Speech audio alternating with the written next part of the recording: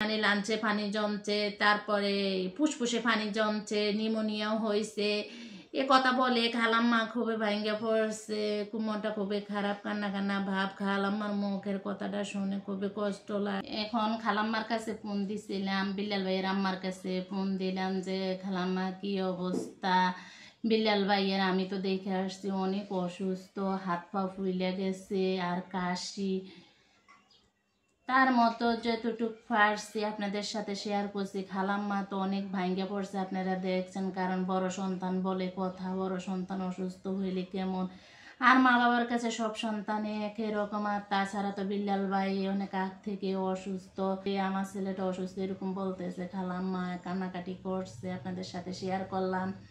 তারপরে শারমিন আপু আসলো, অনেক বুঝ দিল। আর শারমিন আপু তো এমন একটা মানুষ যে ভাই বোনের জন্য, ফ্যামিলির সবার জন্য অনেক কষ্ট করে, এরকম মানুষ আসলে সচরাচর পাওয়া যায় না। শারমিন আপুর মনটা খুবই ভালো, দোয়া করে আল্লাহ পাক যেন ওনার মনটা সবসময় এরকম ভালো রাখে। কারণ আমি দেখার পর থেকে ওনার ব্যবহার মানে কথাবার্তা এত সন্তুষ্ট, এত ভালো লাগে ফ্যামিলির জন্যে। অথবা যে আমরা যাই তারপর আমাদের সাথে অনেক ভালো ব্যবহার করে, খুবই ভালো লাগে। আর এখন তো ভাইয়ের অসুস্থর কথা শুই না, আর এখানে বসে থাকে না, এবং মানে কিভাবে ওনার চিকিৎসা করব, কিভাবে কি করব, মানে একটা বোন যে একটা ভাইয়ের জন্য কত ভালোবাসা, আসলে এটা বলার মতো না। কারণ বোনের আর ভাইয়ের ভালোবাসাটার কাছে কোনো কিছু হার মাইনা যাইব। কারণ আমরাও দেখি আমাদের ভাই আমাদের জন্য অনেক কিছু করে। আর তাছাড়া বিল্লাল ভাই তো অনেক অসুস্থ, ওই জন্য শারমিন আপু, খালাম্মা, সাথে বাবু ভাই তো দেখলাম ভিডিও দিছে যে মানে ভাইয়ের অসুস্থর কথা। আমরা তো আগের দিন রাত্রে গেছি, ভিডিও করলাম। পরের দিনে আমি দেখতেছি হসপিটালে নিয়ে গেল, ভাই তো কথা শুনে, ভাইয়ের কথা শুনে ভাই চলে আসছে, কথায় আছে ভাই বড় ধন রক্তের ভেদন। ভাইয়ের মতো কোনো কিছু আসলে নাই, ভাই বোনের ভালোবাসাটা অন্যরকম। আর দ্বিতীয় কথা হইলো যে আমি ভিডিওতে আসার কারণে যে বিল্লাল ভাই এমন অসুস্থ, খালাম্মার সাথে ফোন দিলাম যে খালাম্মা কি বিল্লাল ভাইয়ের কি অবস্থা, বললো যে মা বিল্লালের অবস্থা তো অনেকে খারাপ, হসপিটালে আইনা ভর্তি করছে আজকে কয়েকদিন। তা আমি বলছি খালাম্মা আমি তো দেখতেছি ভিডিওতে। এরপরে খালাম্মা বললাম যে খালাম্মা কি সমস্যা হইলো। খালাম্মা বললো যে নিউমোনিয়া হয়েছে আর লাঞ্চে ভাইয়ের পানি জমছে, বললো ফুসফুসে পানি জমছে, এই জন্যে অবস্থা। আর তো ভাইয়ের আরও একটা সমস্যা আছে, এটা অপারেশন করব বলছে। তাও জিজ্ঞেস করলাম কবে, বলছে ডক্টর বলছে যে 6 মাস পর করতে। তো মনে করি যে এই অসুস্থ যে এখন বর্তমানে যে অবস্থাগুলো, এগুলো আগে ঠিক করার দরকার। আল্লাহ পাক যেন ভাইয়ের মানে সুস্থ করে দেয়। 2টা ফুটফুটে বাচ্চা আছে, বাচ্চাদের দিকে তাকাইলে খুবই কষ্ট লাগে। তা আমি দোয়া করি যাতে শারিফার আর সারাফাতের জন্য আল্লাহ পাক ভাইকে নেখায়াত দান করে, সুস্থ রাখে, ভালো রাখে। আর খালাম্মা তো মানে ছেলেদের দিকে তাকাইয়ে আছে যাতে ছেলেরা সুস্থ থাকে। আর খালাম্মা তো ওই দিন বলছে যে কি কষ্ট, এই ছেলের জন্য অনেক কষ্ট করছে।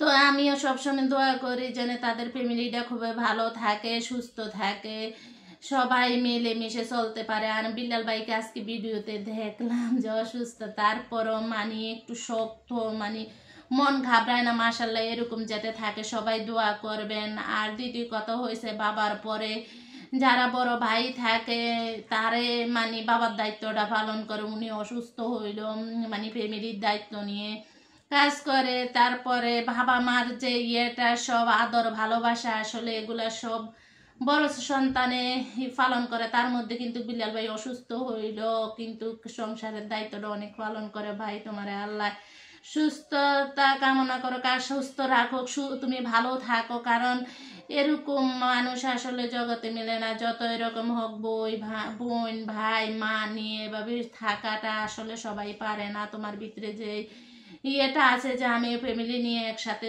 থাকবো, এটা দেখলে আমি মুগ্ধ হয়ে যাই। তুমি তার যে অসুস্থ তার জন্য সবার কাছে দোয়া চাই, বিল্লাল ভাইয়ের জন্য সবাই দোয়া করবেন।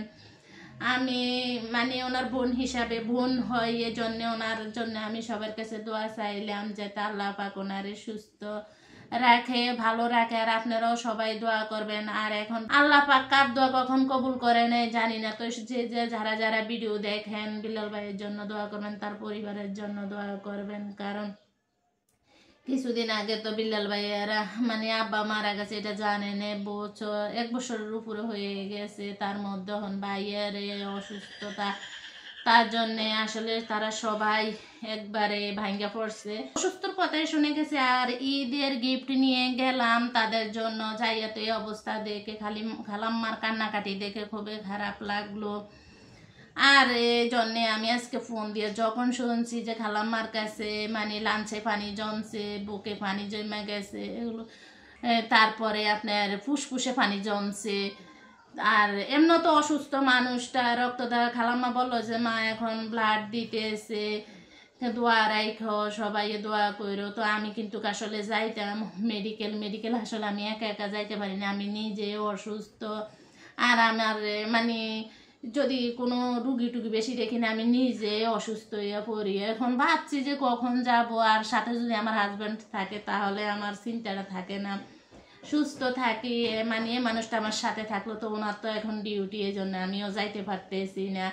তো যামু যে কোনো টাইমে দেখতে যাবো, কারণ আমার হাজব্যান্ডও যখন ওনার ডিউটি থাকবে না তখনই আমি যাবো, কারণ এই 2 দিন যে মনে হয় না যাইতে পারবো। তবে আমি চেষ্টা করব যাওয়ার জন্য, কারণ ভাইকে দেখলে ভালোই লাগবে। আর উনিও আসলে অসুস্থ মানুষের পাশে যদি সুস্থ মানুষ যায় দেখা করে তাহলে ভালো লাগে। মানে আমার আব্বু এই কথাটা সবসময় বলতো যখন অসুস্থ হইতো, যে আমার পাশে যদি কেউ আসে, আমি যত অসুস্থ থাকি তাহলে সুস্থ হয়ে যায়। তো আসলে চাইলে খুবই ভাইয়ের ভালো হইতো। তো আমি চেষ্টা করব ভাইয়ের সাথে দেখা করতে। আর সবাই ভাইয়ের জন্য দোয়া করবেন, আর যাতে ভাই বোন সবাইকে নিয়ে সুখে থাকতে পারে তার জন্য দোয়া করবেন। তো ভিডিওটি এই পর্যন্ত, কারণ ভিডিও আর বাড়াবো, জামু দেখা করবো। আর শাড়ি পাকেও আবার পারলে যাইয়ে দেখে আসবো। আর ঈদে তো আমি গ্রামের বাড়িতে চলে যাব, এর আগে চেষ্টা করবো একবার হলেও দেখা করে আসতে। আর আমারও আসলে শরীরটা তেমন ভালো না, আমি আসার পর থেকে আমারও জ্বর ঠান্ডা, তারপরে এখন সুস্থ একটু হয়েছি।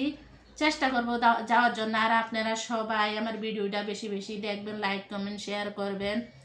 আর সবাই মিলে বিল্লাল ভাইয়ের পরিবারের জন্য দোয়া করবেন। আল্লাহ হাফেজ, আসসালামু আলাইকুম।